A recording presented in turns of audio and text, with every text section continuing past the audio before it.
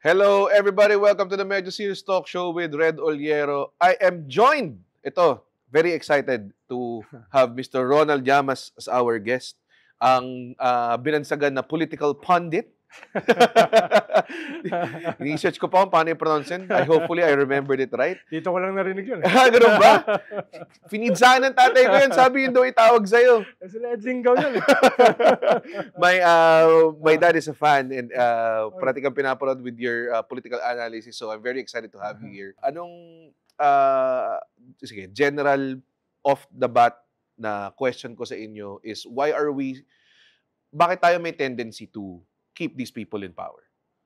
Well, one of the few positive elements sana ng ating political system ay yung anti-dynasty provision ng ating konstitusyon. At malinaw, kaya nilagay yan dyan, dahil yung bane ng ating politika, at least since the 70s, ay yung mga dynasties na siguro nung panahon ng Commonwealth or immediately after World War II, bagamat dominated pa rin ng mga families yung ating political system, medyo nahihiya naman sila na ilantad.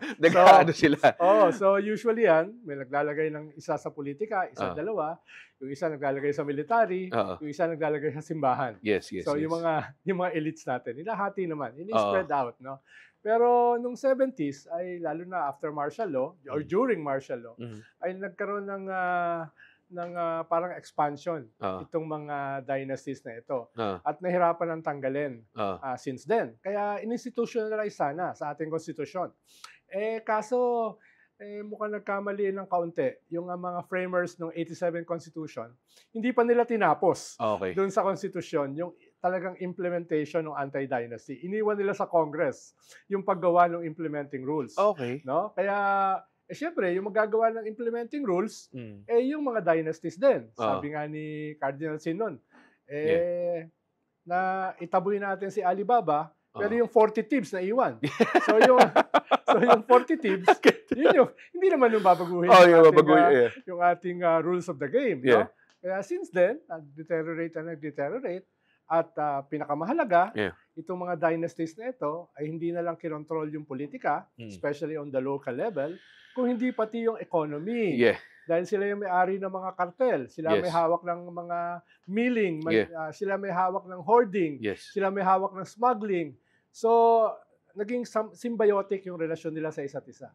Yung control ng economy, especially agriculture, eventually pumasok sila sa regulatory capture ng ating mga social services at saka industries. At eventually ay yung pag-merge ng dalawa dictates not only local politics kundi national politics. Kaya naging backward yung ating system more than ever. At from the 1950s at saka 1960s, na number 2 tayo sa Japan, ngayon ay number 7 na tayo. Kung bibilangin mo Japan. Dahil nalampasan na tayo ng Vietnam 2 years ago, di ba? At may possibility na baka lampasan din tayo ng Cambodia in the next 3 years. Grabe naman. It's such a, parang long-running na problem, and I feel like by now, parang we should have addressed it. Pero for some reason, parang may penchant lang talaga tayo. I mean, like, as Filipino people, as voters, we tend to, I think, vote familiar people. Tama ba? Parang ganun? Yes. I'm being sugar-coaty. Basically. Basically, dahil parang naging vicious cycle yan. Because the state, our institutions, cannot provide what they should provide. So, ang nagpo-provide niyan ay itong mga dynasties, warlords, syndicates. Yung traditional tinatawag natin kasal, binyag, libing. Ayuda. Ang tawag natin ngayon ay ayuda. So, dahil sa weaknesses ng ating gobyerno institutions, sila yung nagpo-provide niyan. At dahil sila nagpo-provide, sila iboboto natin. So, nagiging vicious cycle without most Filipinos understanding na yung binibigay sa kanila ay galing din sa kanila. These are taxpayers' money. So, pero na-modernize yung ganyang klaseng dependency, hindi na-modernize yung political system. So, yung ating modernity is more modernity ng ating mga backward system rather than yung modernizing elements ng ating sistema. Pero isa kasing problema natin sa mga developed countries, wala rin tayong modernizing elites. A section of the elites na isa-sacrifice part of their earnings para ma-develop yung ating economy at saka political system. For lack of a better term, the social pax of Europe. Okay. The social pax of North America. Yeah. No? Na hindi pwedeng lagi na lang may vicious cycle. Kailangan, at a certain point, i-modernize yung political at saka economic system. No? Which means the elites have to give something back. Yes. Kaya hanggang ngayon, ang ating elites are carpetbaggers. Quick money. No? At dependency. Yung nangyayari. I mean, I think they're benefiting from status quo. So, I guess, parang mahirap nang to expect a long-term vision from them, siguro.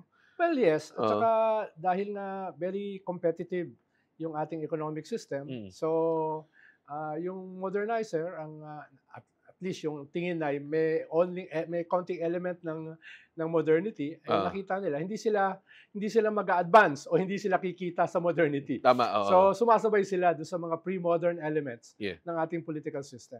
So, at this point, meron kang substantially pre-modern, ibig sabihin yung lumang warlordism, dynasties, etc. At the same time, yung post-modernity ng populism at saka social media na nawe-weaponize ng pre-modern at saka yung post-modern populist. So, lalong naging vicious yung cycle. Kaya kahit pang malaki ng ating presidente that we are the fastest growing economy in the region, yung inamin din niya na hindi nag-trickle down. Like last Sona. Very honest naman siya na inamin niya. Pero, ang tanong, anong gagawin mo? No? yun nga eh. I was gonna, let's jump to like fantasy solutions na to kasi very tawag doon, it's very hard to say or it's very hard to believe na kayang gawa ng solution right away, no? So, what are like immediate things that we can do to kind of like curb this? Siguro ay kailangan nating i-build up ng husto itong the few modern reform-oriented leaders natin. Okay. No? Build up natin ng husto yan. At imbis na ma-weaponize yung social media ng recidivists at saka populist elements, sana yung mga reform-oriented at saka progressive ay matutunan yung tricks of the trade. Tama. Sila naman yung makapag-modernize niyan. No? In the past, nung pumasok yung modern social media natin, ay merong mataas na hopefulness na ito ay makakatulong i-democratize yung ating political system. Dahil ngayon, yung mga tao ay hindi lamang receptacle ng fake news, hindi lang lamang receptacle ng disinformation. Pwede na silang actively mag-participate to shape the narrative. Diba? Everybody can be a newscaster. Anybody can be a broadcaster. Anybody can be, ano tawag mo? Pandit. Pandit, influencer. Diba? Pero ang problema nga ay medyo hindi rin masyadong na-democratize siya. Instead of creating an army of Davids, dominant pa rin yung mga pre-modern Goliaths. No? So yun yung pero tingin ko it's not too late. No? Nandiyan pa rin. Pero ayun lang halimbawa, the Vico Sotos of this world, the Benji Magalongs of this world, no? The Laila de Limas of this world, the Risa Hontiveros of this world. Sana matulungan natin. At sana they will be inspiring enough to create a new army of similar reform-oriented or progressive leaders sa baba. No? It doesn't take one no? Yes. Kasi in the previous election, sabihin natin, okay, ang kandidato ko si Lenny, sabihin natin. Kung nanalo si Lenny and let's say nasamahan si Senator Risa ng iba pang kasama niya na sa state niya na mas progressive and mas feeling ko like 5 people is not I don't think it's still an uphill battle, no? Yes and no dahil in an age of pandemics, pwede mong gawing pandemic ang reform. Halimbawa, for lack of a better example, no? Miriam almost won in 92. Halos overnight. Walang partido, walang makinarya, walang resources. Di ba? pwede kang may mga criticism kay Miriam afterwards. Yeah. Pero at that time, no, she was a disruptor. Yeah. And almost overnight, muntik siya manalo. Sabi nga ng iba, nanalo. No? Fast forward, meron kang isang dating mayor, dating senador, dating vice president, walang partido. Yeah. No, walang makinarya. Pero tinalo yung may partido, no? Represented by FBR and De Venecia. Yeah. No? And won. Ibang usapin pa kung ano yung kanyang substance. Ibang usapin pa kung ano nangyari afterwards. Yeah. But practically he was also a disruptor. Yes. No? He was also a disruptor. No? Fast forward kay Pinoy. Yeah. Pinoy was never considered for anything higher than the Senate. Yeah.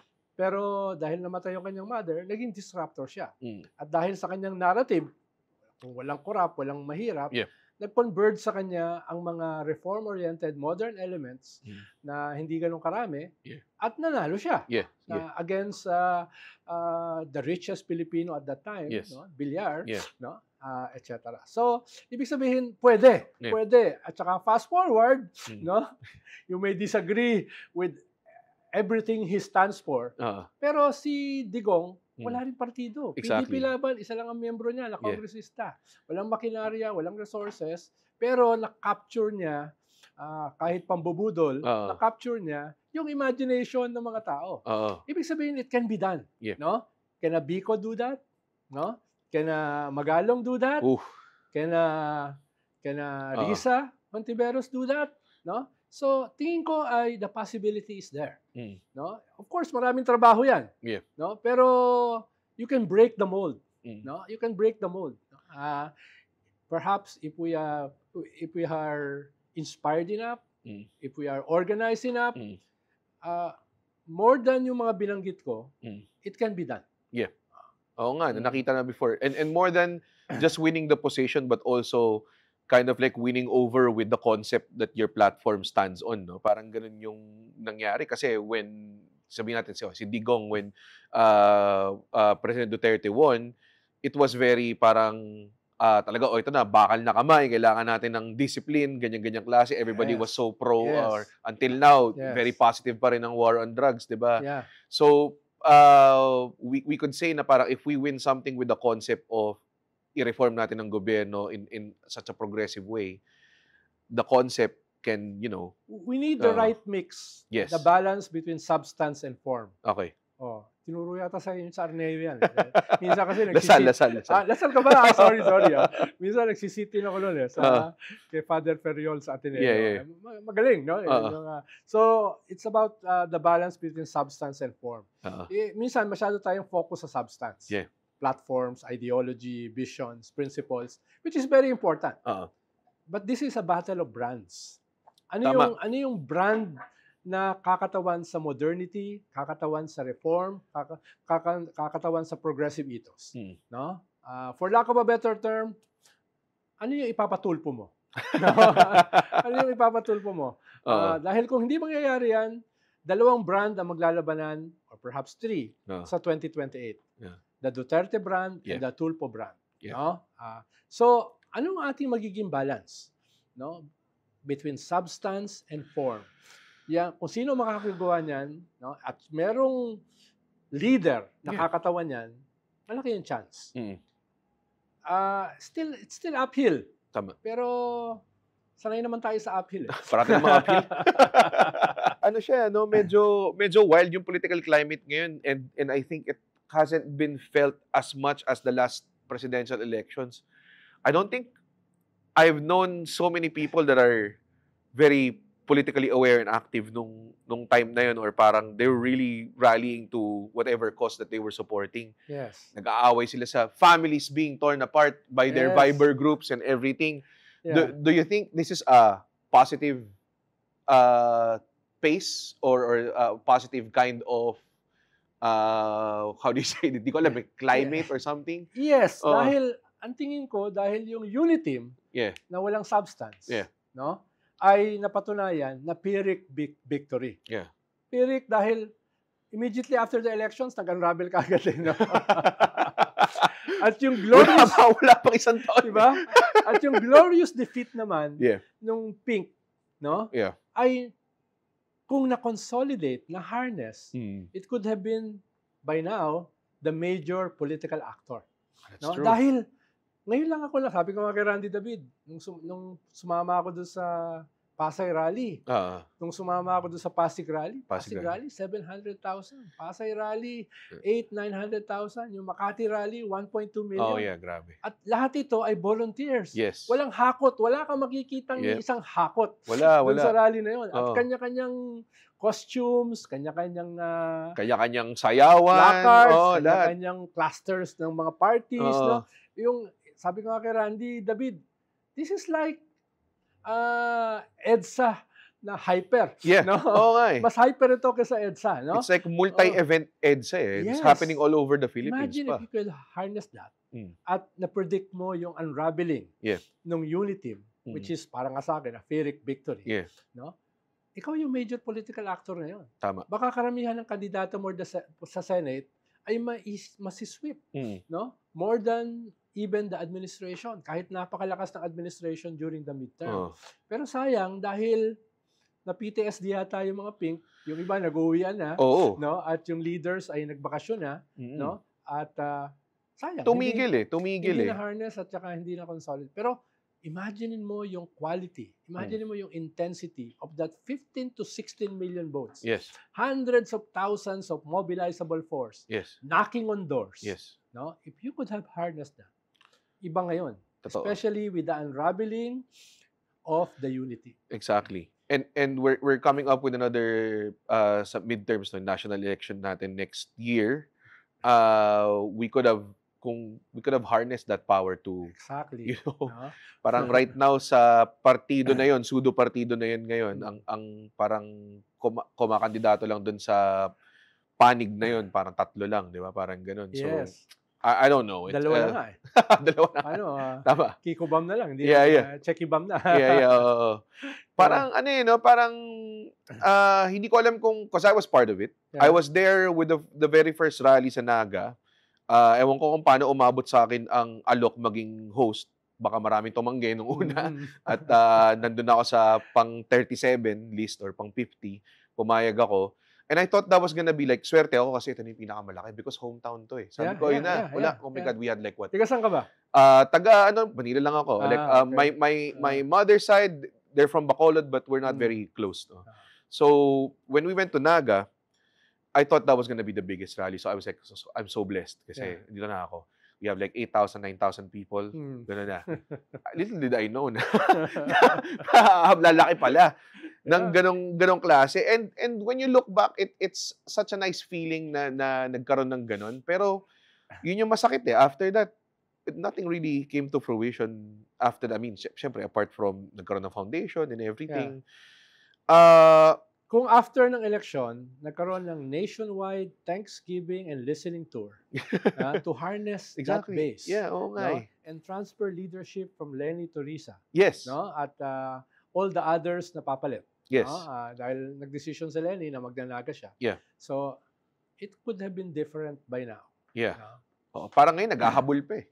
Ngayon ay bumabalik ka. No? At yung kandidato mo ay at most 2. Yeah. So talagang balik ka sa salt mines. And do you think sa climate ngayon, trajectory-wise, pagdating sa next presidential election, do you think there's still space for, I don't know what to call the pinks ngayon? Liberal? Ano bang tawag? Di ko alam eh. Do you think there's space for that kind of... Well, ang isang element na nung last election, na very dominant, ay medyo late nagpasya si Lenny. Yeah. She practically decided on the eve of the filing of candidacy. Yes. So the runway was too short. Yeah. Ngayon, you have 3.5 years. Okay. So you have a longer runway. Yes. No? So people like you can brainstorm much earlier. Tama. Ano ang political narrative? Yeah. What is the brand? No? Who will be involved in this campaign? So meron kang 3.5 years. Imagine, noong 2021, October, that's when Lenny decided. Dahil meron pa nga silang effort na magkaroon ng unity. Di ba? Kaya Hindi pa nga sila decided sa kulay nila, no? Nag-announce siya. Exactly. So ngayon, nangyari yan. Buti at least si Bam nagsusuot na ng pink ngayon. Before, white. So, So,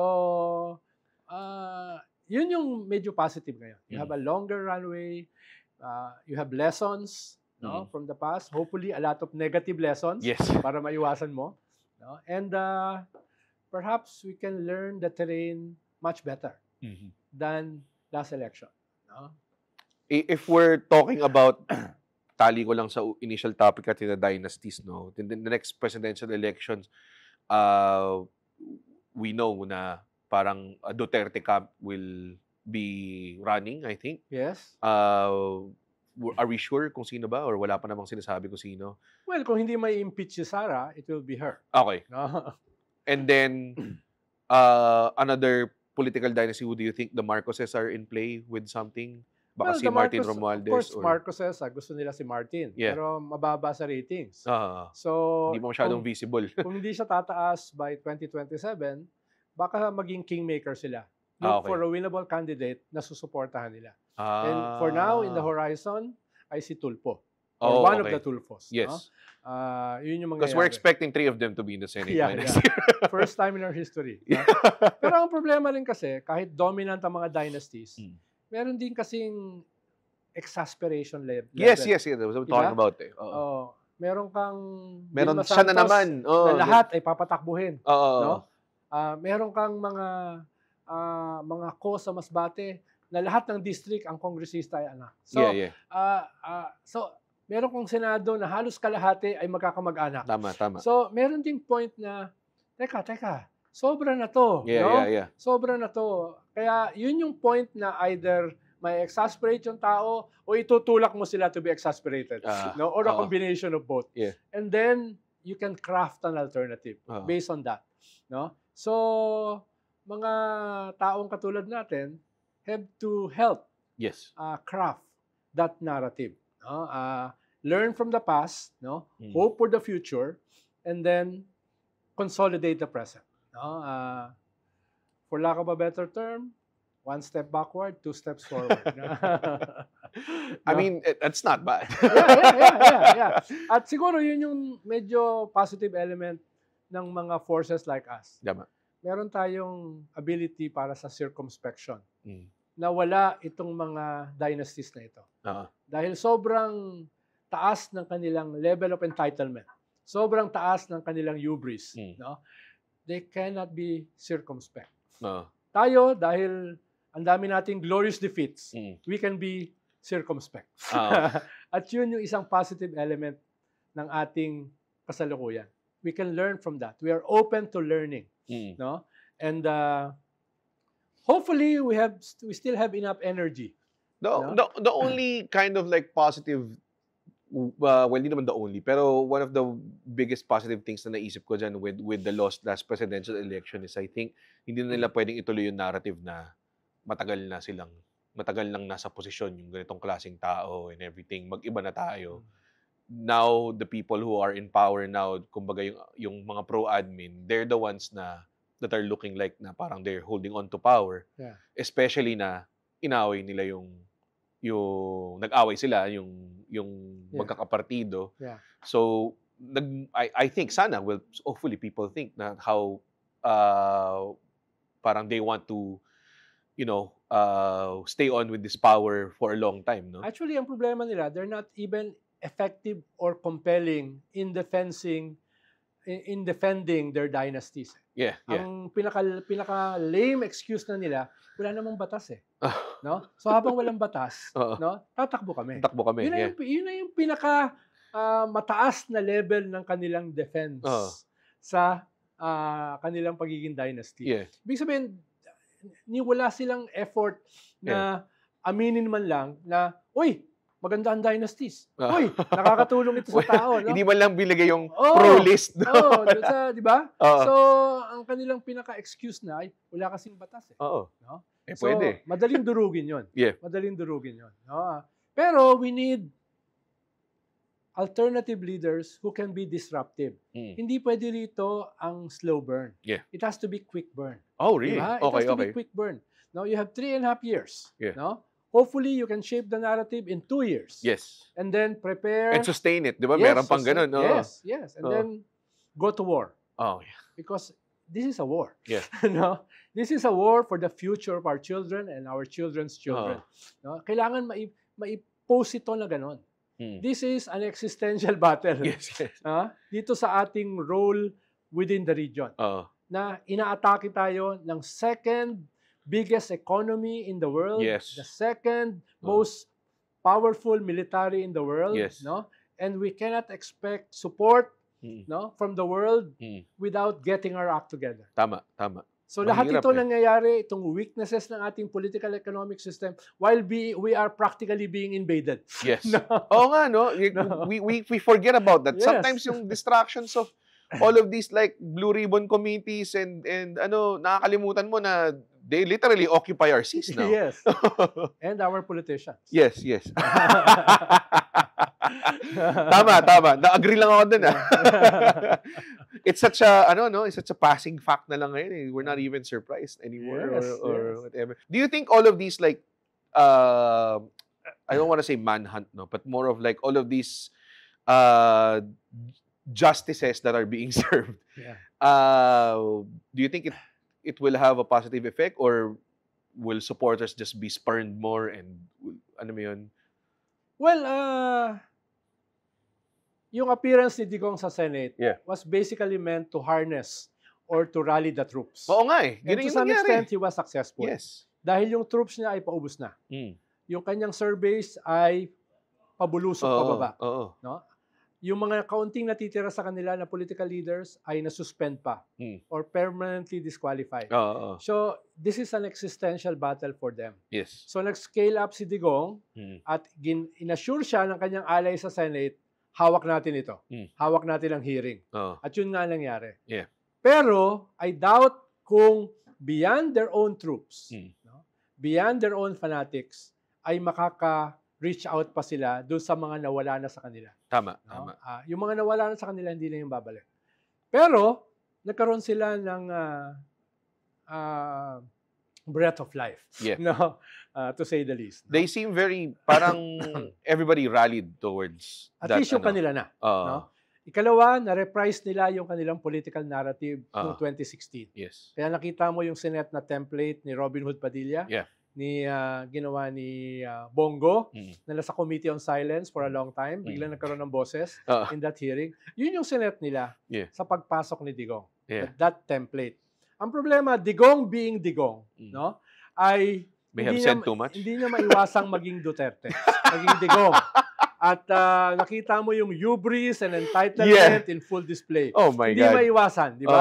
Under oath. No, I guess na-open yung floodgates and then just, alam mo yun? And not because of the chair of the committee. Yeah. No? More dahil yung lone opposition ang nag-provoke sa kanila. Dahil yung chair kasi, ang paliwanag pa. Tingnan mo, dahil sa aking pag-facilitate, umamin, no, si Digong. Wow. As in. No? So, yun yung nangyayari. No? In spite of everything, na-provoke si Digong, because of the lone opposition and because of the personality of the main cast. Si Digong himself. Kaya yun ang nangyari. Pero kung hindi sila mag-iingat, no, ay ito kasi si Digong may method yung kanyang madness. Yeah, feeling ko nga parang sadya. Yung kanyang anak, walang method madness lang. No? Kaya tingin ko kung hindi sila mag-iingat at i-underestimate nila ito, baka makaporma pa ito. No? Totoo. Kaya dapat dalhin nila sa logical conclusion. Yeah. Wag lang nila hintayin yung ICC. Yes. Kasuhan na nila. Ba't nga ba wala pa? Ba't ayaw? Well, partly siguro dahil conflict aversion presidente, passive-aggressive, but others have to do it for him. No? If not the first lady. It doesn't have to be them, di ba? It doesn't have to be, Yeah, the Secretary of Justice has to do it. No? So, dapat gawin na nila dahil nakasandal na sa pader Tama. yung mga Duterte. No? At ngayon, hanggang sa midterm, very powerful yung incumbent. Yeah. After ng midterms, magbabago ang landscape. Dahil ang titignan ng mga politiko na very cynical ay yung 2028. Sino ba ang leading? Sino ba ang number 2? Doon sila mag-shift ng loyalties again. Between now, itong next 6 months, ay very crucial to go for the jugular. Yes. If they don't, they do at their own risk. Because the Dutertes will come back with a vengeance. But di naman dapat talaga. I mean, they're attacking in so many fronts. I am assuming they are setting up for the laser sword na sa dulo. No? Talagang finishing move na dapat because they're sinilip na yung Pogo, kay OJC, ito pati yung EJK, di ba? So, are they just waiting for the ICC or? Sana you're not assuming too much. Dahil nowadays kasi I thought that was the plan. Oo. What was it all for then? Nowadays kasi idiots are coming out of the woodwork. Oh my God. Sana merong ganun nag-iisip sa gobyerno. Halimbawa, itong hearing na ito, usually ang gagawin dyan ng Malacanang ay ipapatawag yung leadership ng Senate, papaabot sa leadership ng Senate. Okay. Ito yung gusto kong mangyari, no? Kahit kayo ay independent, baka naman pwede nyo i-consider na haharap sa inyo yung aking main enemy, no? Huwag naman kayo magmukhang supportive sa aking kaaway, no? So, dapat may ganung klaseng process. Okay. Hindi nangyari 'yon. Okay. So, ibig sabihin, there's a huge political vacuum. Yes. Sa Malacanang na walang pumupuno. The position of political affairs advisor is still vacant. At wala akong nakikitang strategies or advisors na nag-i-scale up, no? For a ruling party, for a ruling coalition. So, at nakita ko yan sa Senate hearing in full display. Yeah. Iba yung quad sa Congress. Doon parang may kumukumpas eh. Oo nga. Sa Senate, parang wala. Kaya, Duterte was able to invade the Senate, sabi nga ni Senator Ping Lacson, and dominate the narrative. Kung wala pa dun si Risa, ay iba pa, mas lalo pang iba yun. To the point na nasa kamay na niya yung crowd eh. Like as a stand-up comedian, alam ko yung feeling na yun eh. Yung talagang tumatawa na sila kahit anong sabihin ko eh. I'm talking about murder and genocide and then people are laughing. Kaya doon si Risa to say na, hindi nakakatawa to ha. Bawal ka magmura dito. Ayaw namin ng bastos at saka walang hiya. Exactly. At huwag mo kaming hatakin sa impyerno. Actually, dati nga nag-hesitate ka ako kung saan ko gustong pumunta eh. Impyerno o langit. No? Dahil sa langit kasi walang cigar. Wala. Baka walang bisyo, wala. Walang Mobile Legends. Wala. Walang no? So, kaya mas ang inclination ko sana, impyerno. Pero nung kasama mo naman yun. Sinabi ni Digong tsaka ni Sara ay gusto nila maging presidente ang impyerno, nagbago na yung akin na. Papunta na ako sa medyo mag-a-aspire na. Kung magpapakatino na ako. No? Rather than makasama ko yung mga lunatics na yan, tsaka mga psychopaths sa impyerno. Tingin ko kahit si Satanas mag-retire. No? Pag sila yung mga papalit. Devil's advocate lang. Do you think all of these things... Sakto, devil's advocate. Pun intended. Do you think all of these things that they're doing to go against whatever happened sa mga ginawa nila ng Duterte administration, do you think this is just for show or parang is it just a way to show who's boss? Ganun bang klase? Or do you think they're really gonna do something really, really evident or parang they're gonna put someone in jail or something like that? Tingin ko all of the above. No? All of the above, no? If they get their act together, okay. Kung malinaw sa kanila what's at stake. This is an existential battle for the Duterte and the Marcoses. Dahil kung hindi gagawin ng Marcoses yung dapat nilang gawin, go for the jugular. Yes. Delikado sila after the midterms. At the same time, kung hindi gagawin ng mga Duterte, yung sinabi nila noong January 28 rally sa Davao, no? Insurrection, mutiny, coup d'etat, secession, even a hint of assassination. Kung hindi nila gagawin yan, they're dead in the water. So, yan yung labanan nila. Hindi lang to existential battle for the Dutertes. This is an existential battle even from the Marcoses. Wow. Kaya, tama. Yun na yung unity team. No? Hindi lang siya open warfare. It's an existential situation for both of them. No? At sana, in a different multiverse, dapat ang makikinabang dito ay yung mga pink. Yes, I was gonna say that. In a different universe. Let them fight, di ba? Parang gano'n. Parang hindi. Nawala. So, let's see.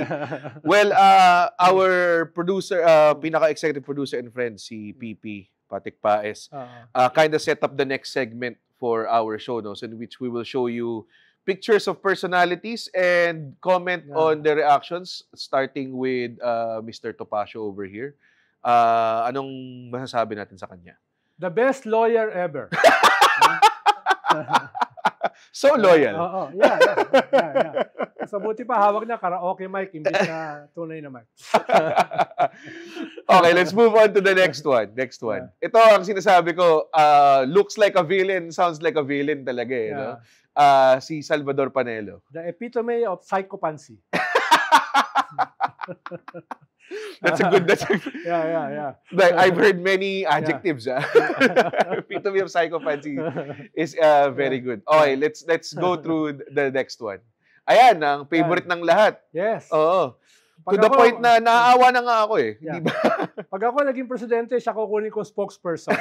Dahil wala siyang prinsipyo, siya ay napakasinungaling. Yes. The best spokesperson ever. I have a stand-up bit that went viral na ang tawag sa kanya, he's the head of the Department of Spin. Ang galing niya mag-spin. Sobrang galing talaga. Kaya nga, magaling na magsinungaling. Kaya the best spokesperson. Yun ang trabaho ng spokesperson. Sinungaling para sa principal. Tama. No? Tama. Ex-human rights lawyer. Oh, yeah. Totoo. Ex-human rights lawyer indeed. Okay. Next one. Yeah. Ayan, para maayos naman. Okay. The epitome of decency in the Senate. Parang the only one, no? The only one. Dati, kasama niya si Coco Pimentel, pero naiwan na sa dustbin ng history si Coco. No? The only opposition. Baka minumulto na ng tatay. Yes, okay. Sige, well, those are just the 4 pictures that we want to say. Something fun that we like to do here in Medyo Serious Talk Show. Buti na lang, nakasagot ako na maayos. Nakakatawa siya. Pero maganda rin pag-usapan yung pinakahuling slide, no? Because she's still gonna be a senator until the next presidential election unless na, something terrible happens, which we don't want to happen. There are more, syempre, we're ear to the ground. Viber groups are messaging and talking. Get-together sa mga pamilya, pagkatapos kumain, nag-uusap-usap. Ang tawag namin sa pro wrestling term is nag-fantasy booking. Parang iniisip ko sinong pwedeng ilagay, Do you think Risa Hontiveros presidential run would be something na possible and viable? Yes. Okay. And very defining for our country. Yes. Dahil nga, sabi ko, we don't have the luxury of time. Yes. Cambodia will be ahead of us in 2 to 3 years. Oh my God. Kaya, kailangan yung katulad ni Risa. Yeah. No? Pero, mayaman na siya sa substance. Yeah.